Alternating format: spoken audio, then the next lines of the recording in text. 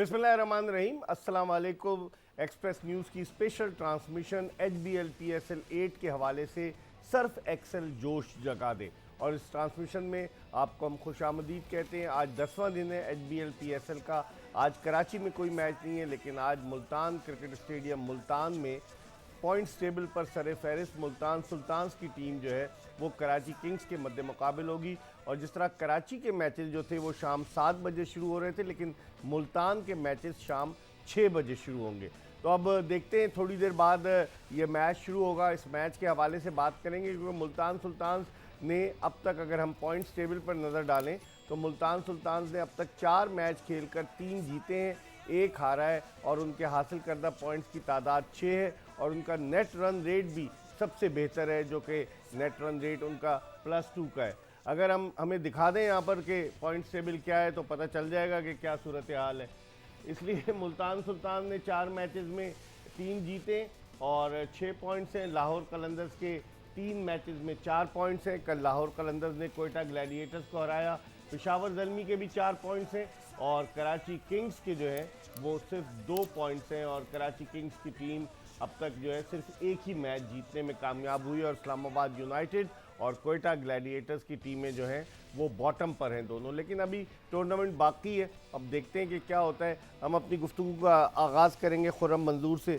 खुर्रम, क्या समझते हैं? खुर्रम मंजूर से हम इसलिए कर रहे हैं, ये भी बताते चलें कि अहमद से थोड़े सीनियर हैं। 2008 में खुर्रम मंजूर ने अपना इंटरनेशनल क्रिकेट कैरियर शुरू किया, और अहमद शहजाद ने, पाकिस्तान की सीनियर टीम की बात कर रहा हूँ, अहमद शहजाद ने 2009 में अपना इंटरनेशनल क्रिकेट कैरियर शुरू किया। अहमद शहजाद पाकिस्तान की उस टीम के रुकन थे कि जिसने 21 जून 2009 को T20 वर्ल्ड कप जीता इंग्लैंड में, और खुर्रम मंजूर तो तीनों फॉर्मेट में दोनों खेल चुके हैं। खुर्रम, आप मुझे बताएं कि वजह आज आप क्या समझते हैं? कराची किंग्स आप समझते हैं कम बैक करेगी? मुल्तान सुल्तान ने जिस अंदाज से चारों मैच खेले, लगता ही है कि उनकी टीम सबसे मजबूत टीम है अब तक। नहीं, नो डाउट, परफॉर्मेंस के ज़रिए तो मैसेज दे ही रहे हैं पूरी टूर्नामेंट में जितनी भी टीमें खेल ली हैं उनको, कि हम सबसे बैलेंस कॉम्बिनेशन के साथ खेल रहे हैं। और सबसे अच्छी चीज़ ये जो एक्सक्यूज़ मी, जो अहमद एक चीज़ कहता है कि अभी तक मुल्तान की बॉलिंग टेस्ट नहीं हुई है, और बाकी अभी तक टेस्ट नहीं हुई है। जिस दिन इन पर प्रेशर पड़ेगा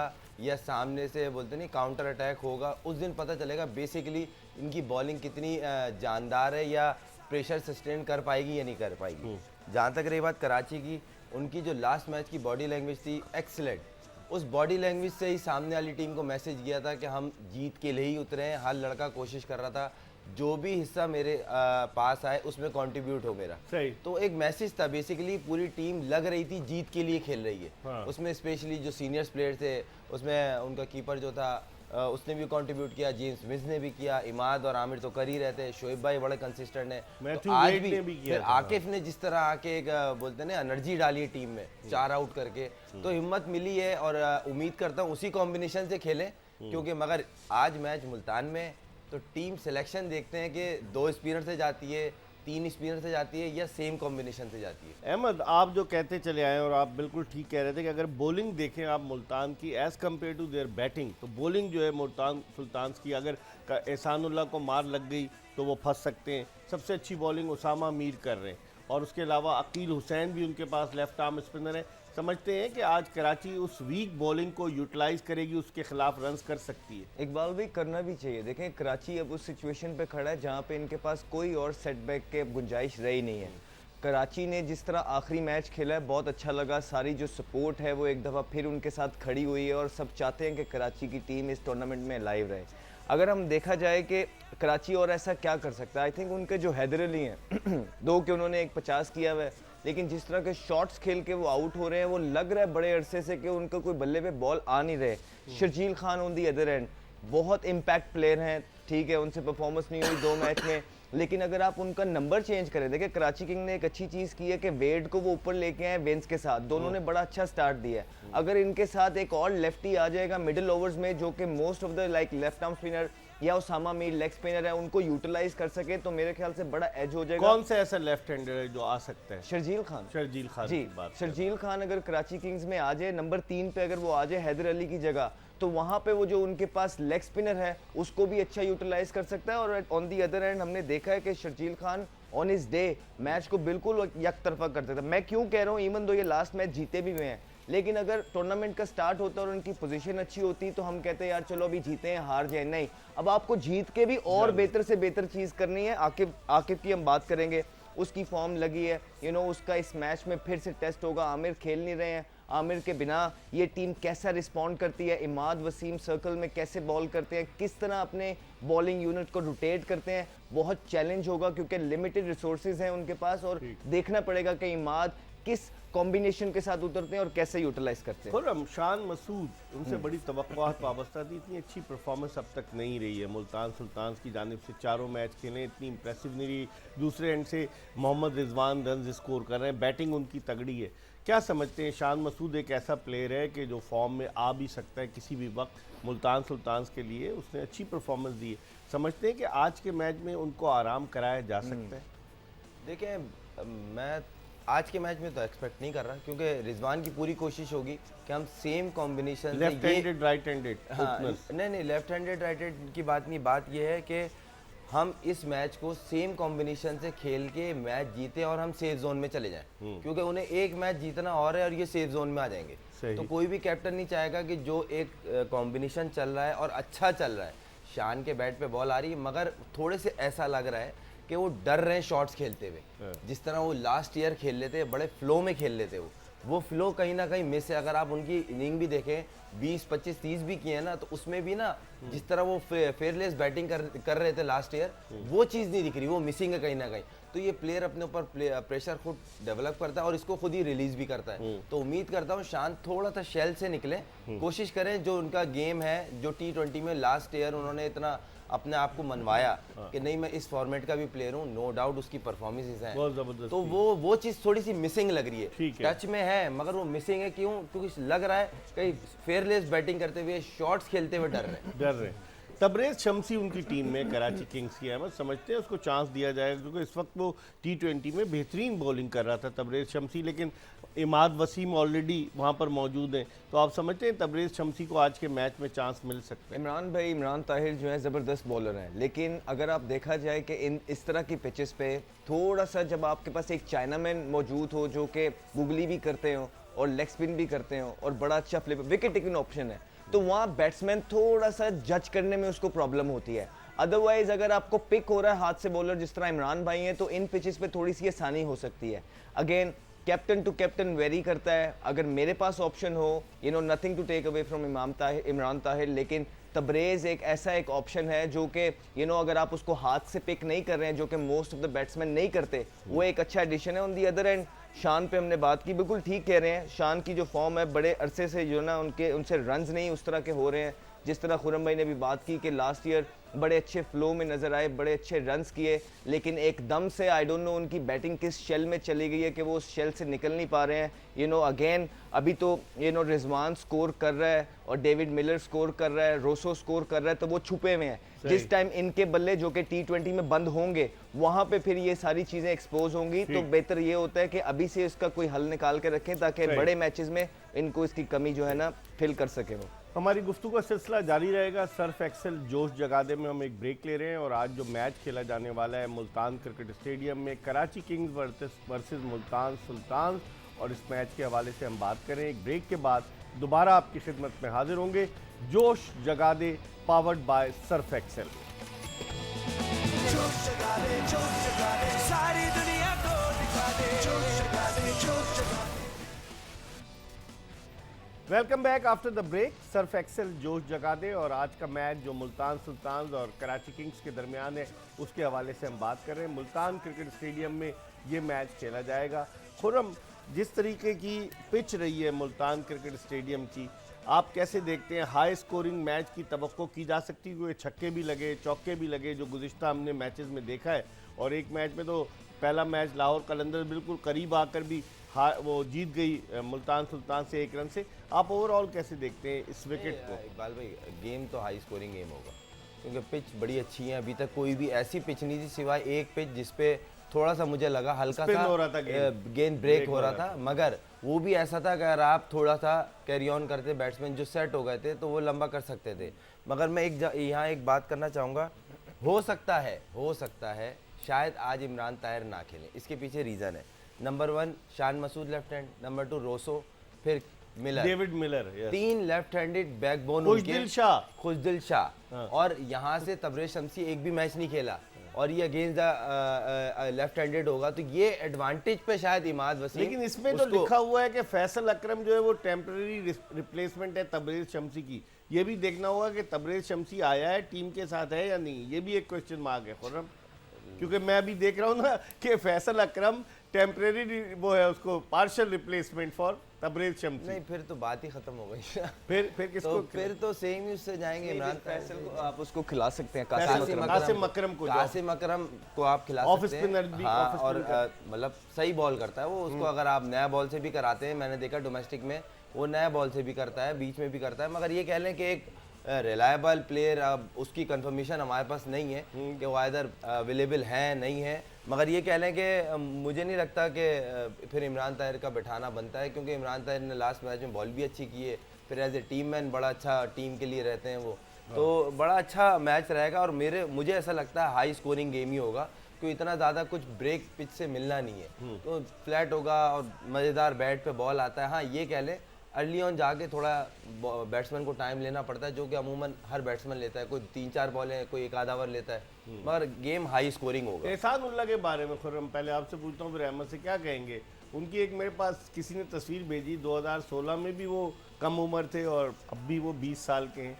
बहरहाल अब देखेंगे तो उनकी जो एज लिखी होगी वहाँ पर वो ही होगी, जिस तरह शाहिद आफरीदी ने बाद में अपनी किताब में तस्लीम कर लिया था ना कि मेरी उम्र जो थी वो कम लिखी थी, असल उम्र ये। एहसानुल्लाह की परफॉर्मेंस के बारे में क्या? नो डाउट बेहतरीन प्रोस्पेक्ट है पाकिस्तान के लिए और अच्छा परफॉर्म कर रहे हैं, अपनी परफॉर्मेंस से अपने आप को मनवा रहे हैं। मगर वही वाली बात है कि अभी सिर्फ 4 मैच हुए हैं, अगले 6 मैच, उसके बाद प्ले ऑफ, उसके बाद फाइनल अगर ये जाते हैं तो उसमें ये कैसा इतना लंबा टूर्नामेंट, खासतौर पर बैक टू बैक मैचेस शुरू होंगे, तो जब बॉलिंग लोड बढ़ता है तो आपकी फिटनेस का बड़ा एक इम्तहान होता है, कहीं वो ना एक्सपोज हो। क्योंकि आज भी मैं शोएब भाई का एक इंटरव्यू सुन रहा था, उन्होंने यही बोला है कि हमारे प्लेयर्स बड़े अच्छे हैं, मगर इनको थोड़ा सा टाइम दिया जाए ताकि ये 4 ओवर के अलावा भी बॉल 10 ओवर तक का जा सके। हम फौरन अपॉर्चुनिटी देते हैं तो वो एक्सपोज हो जाते हैं, उनकी फिटनेस जो होती है उस लेवल की नहीं होती। तो उम्मीद करता हूँ कि अच्छे रिदम में है, टीम के लिए अच्छा कर रहे हैं और ये इसी फिटनेस से अपनी टीम के लिए आगे परफॉर्म करें। मगर इतना आसान नहीं होता बैक टू बैक जब मैचेस होते हैं। क्या कहेंगे Ahmed, back to back matches हो तो परफॉर्मेंस के लेवल को बरकरार रखना, या फिर एक आदमी जो जिसकी फॉर्म नहीं लगी हुई है उसका वापस आना मुश्किल हो जाता है इस तरह के मेगा टूर्नामेंट में? जी, डिपेंड करता है कि आपका माइंडसेट क्या है, आप कितने डिसिप्लिन्ड हैं, आप किस माइंडसेट से गेम खेल रहे हैं, आपने फिटनेस क्या रजीम फॉलो की हुई है, कितनी क्रिकेट आपके बैक के पीछे लगी हुई है। तो ये अभी देखने में आएगा कि नए नए अभी ये प्रोफेशनलिज्म में आए हैं। अगर आप इनका बैकग्राउंड भी देखें तो मुझे नहीं लगता है कि इतनी अवेयरनेस इनको है कि अपनी फिटनेस रजीम का, अपने डाइट का किस तरह ख्याल रखना है। एहसानुल्लाह की बात जी, कर रहे हैं। अब इस सर्किट में आए हैं, अब इनको कोचेस मिलेंगे, इनकी केयर होगी, तो आहिस्ता आहिस्ता इनको पता लगेगा। I am sure Andy flower जैसे लोग मुल्तान सुल्तान के डगआउट में मौजूद हैं, अगर कहीं उनको लगेगा कि वो सेफ जोन में आ गए हैं तो वो उनको रेस्ट भी कराएंगे। तो ऐसे ही चलता है एक टूर्नामेंट के अंदर। फास्ट बॉलर के लिए बड़ा टफ हो जाता है, स्पेशली जब आप कंसिस्टेंटली गेम खेलते आते हो। तो यहाँ पे अच्छी मैनेजमेंट आपको जो है ना पिक एंड चूज करती है कि आपने कौन से मैचेस में खेलना है, कौन से में नहीं खेलना। खुर्रम, मैं एक चीज़ ऐड करूंगा, जिस तरह अहमद ने बोला था कासिम अकरम, शोएब भाई को हम मिस कर गए। शोएब भाई के 4 ओवर तो पक्के हैं, शोएब मलिक के। हाँ, बॉलिंग कहाँ कराई अभी तक तो पूरे? देखिए अभी तक ऐसे कोई टीम भी नहीं आई ना जिसके 4-5 प्लेयर मेन वो सारे लेफ्ट हैंडेड हो, ऐसा अभी तक हुआ भी नहीं। तो हो सकता है शोएब भाई 4 ओवर कर सकते हैं और तो लेफ्ट हैंडर को देखते हुए कि लेफ्ट हैंडेड ऊपर से बैट्समैन शोएब भाई तो एज ए स्पिनर ही क्रिकेट में आए थे और बड़े कंट्रोल से करते हैं। तो उम्मीद करता हूँ आज इनके 4 ओवर कराची किंग के लिए फ़ायदेमंद हो। और जहाँ तक रही बात इमरान ताहिर की, अब मुझे लग रहा है जब आपने बताया कि शायद वो शमसी अवेलेबल है या नहीं है, तो मुझे नहीं लगता वो ड्रॉप हो।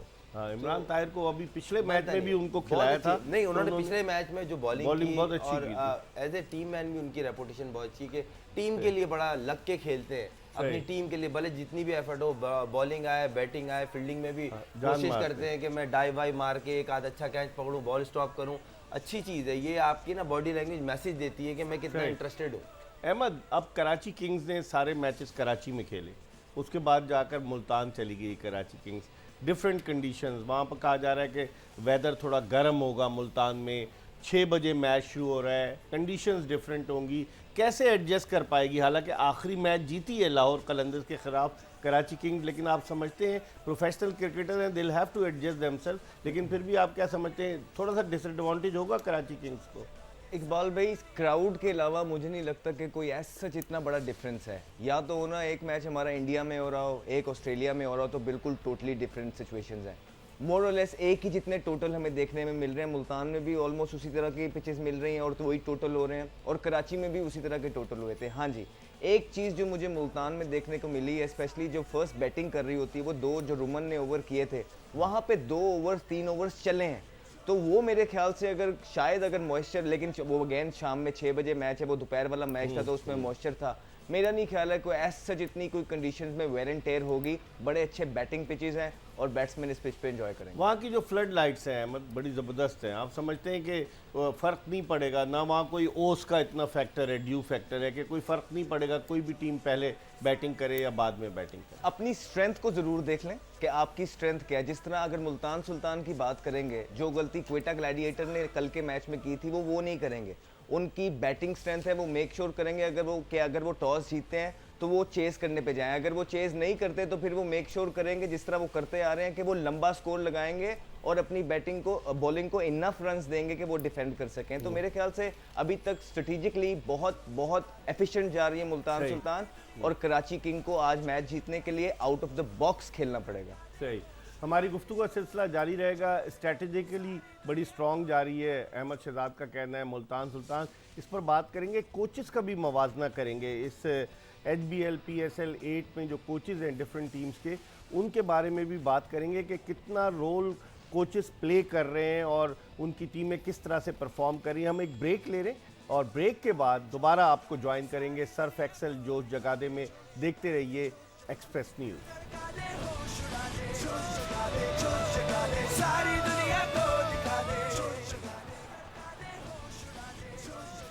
ब्रेक के बाद एक मरतबा फिर सर्फ एक्सेल जोश जगादे में आपको खुश आमदीद कहते हैं। हम बात कर रहे हैं क्रिकेट के मेले HBL PSL 8 के हवाले से, और आज HBL PSL 8 के सिलसिले में मुल्तान क्रिकेट स्टेडियम मुल्तान में मुल्तान सुल्तान्स और कराची किंग्स की टीमों के दरमियान मैच खेला जा रहा है। हमारे साथ 2 मेहमान पाकिस्तान के टेस्ट क्रिकेटर्स खुर्रम मंजूर और अहमद शहजाद मौजूद हैं। खुर्रम, जो स्ट्रेटजी की बात कर रहे थे अहमद, आप अगर मैं आपसे पूछूं, जो कोचेज़ हैं अगर आप देखें, एंडी फ्लावर, वो सबसे बिल्कुल डिफरेंट नज़र आ रहे हैं जिस तरह की प्लानिंग कर रहे हैं। उनके साथ मुश्ताक अहमद भी नज़र आते हैं, आधे वक्त वो टीवी पे भी नज़र आते हैं, उधर भी नज़र आते हैं, हर जगह वो नज़र आते हैं आपको।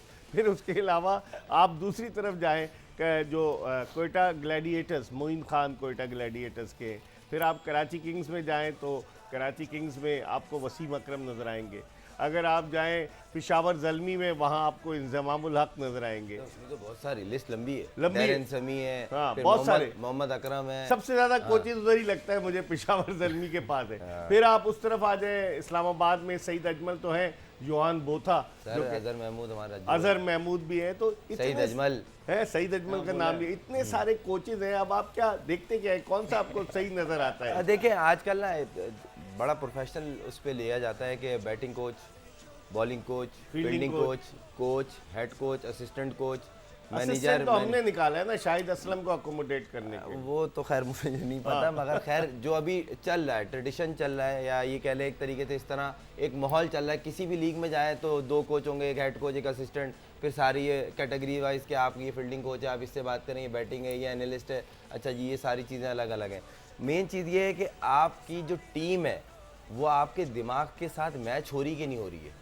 जो अमूमन ये होता है, जो हेड कोच आता है ना, अंडरस्टैंडिंग है कि नहीं है, हाँ, आपस में आपकी अंडरस्टैंडिंग है कि नहीं है। कि देखें फिजियो का जो है ना, डॉक्टर का जो रोल है, वो प्लेयर आपका जो हाफ फिट भी होता है ना, वो टीम के लिए अगर अफेक्टिव प्लेयर है तो वो फुल फिट करके दे रहा है कि नहीं दे रहा। कोच की रिक्वायरमेंट, कप्तान की रिक्वायरमेंट कैसी है, पहली बात। दूसरी बात, जो मेन चीज़ है ना जिस पे मैं बात करना चाह रहा हूँ, वो ये है, आज मोहम्मद आमिर अगर नहीं खेलते तो 3 इनएक्सपीरियंस बॉलर को एक्सपीरियंस हेल्दी बैटिंग लाइन के खिलाफ फेस करना होगा। इनएक्सपीरियंस है, वो मोहम्मद उमर का चांसेस है आज खेलने का, आकिफ है, और हमारे तीसरे आमिर यामीन। तीनों में से जिसका जेन्युइन पेस है वो आकिफ हैं, जो वेपन का काम कर सकते हैं। लास्ट मैच बहुत अच्छी बॉलिंग की, मगर लास्ट मैच की जो बैटिंग लाइन थी और जो आज बैटिंग लाइन खेलेगी, उसमें ज़मीन आसमान का फ़र्क है। 3, 4, 5 जो नंबर हैं उनके सारे परफॉर्म कर रहे हैं और बड़ा डैमेज करने वाला परफॉर्म कर रहे हैं और जारहाना अंदाज से। क्योंकि उनका ना एक वे ऑफ प्ले है, वो उससे हट नहीं रहे। सही। 4 मैचों में उन्होंने जितनी बैटिंग की है डैमेज वाली की है। तो आज देखना होगा एक इनएक्सपीरियंस बॉलिंग लाइन एक एक्सपीरियंस बैटिंग लाइन के अगेंस्ट कैसे बैटिंग और बॉलिंग करेगी, क्या प्लान लेके इमाद उतरता है। क्योंकि देखें कराची की लास्ट मैच की जो बॉडी लैंग्वेज थी, उन्होंने ऐसा लगा कि कश्तियां वापस जल आए। गई हैं, हाँ, इसलिए। अब चांस नहीं है, सारा जोर मारो हर मैच में। देखिए कोशिश तो हर कप्तान की, हर मैनेजमेंट की होती है कि हर मैच जीते, मगर लास्ट मैच की बॉडी लैंग्वेज बहुत अच्छी लगी कराची की। अहमद, आप कैसे देखते हैं ये, जिस तरह खुर्रम ने एक अच्छा पॉइंट रेज किया कि एक तरफ इनएक्सपीरियंस बॉलिंग होगी, एक तरफ एक्सपीरियंस बैटिंग होगी। मुल्तान सुल्तान की चाहे रिजवान हो, शान मसूद, डेविड मिलर, उसके अलावा आप कैरोन पोलार्ड, रोमबेन पावल, उनकी तो क्या राइली रॉसो, उनकी तो बैटिंग बहुत ही तगड़ी है। इसका मुकाबला कैसे होगा इस बॉलिंग लाइनअप से? देखिए टफ साइड है और उनको कराची को भी इस चीज़ का बिल्कुल इल्म है और यही बात हम कर रहे थे कि मुल्तान सुल्तान की जो बैटिंग लाइन है वो किसी वजह से स्ट्रॉन्ग है, ऑन पेपर्स भी स्ट्रॉन्ग है और उनकी परफॉर्मेंसेस ग्राउंड में भी जो है ना तगड़ी नज़र आ रही हैं। आपने कोचेस की बात की थी, देखिए इन दी एंड ऑफ द डे मैंने भी दुनिया में लाइक ऑलमोस्ट 12-15 लीग्स खेला हूँ, डिफरेंट कोचेस के साथ काम किया है।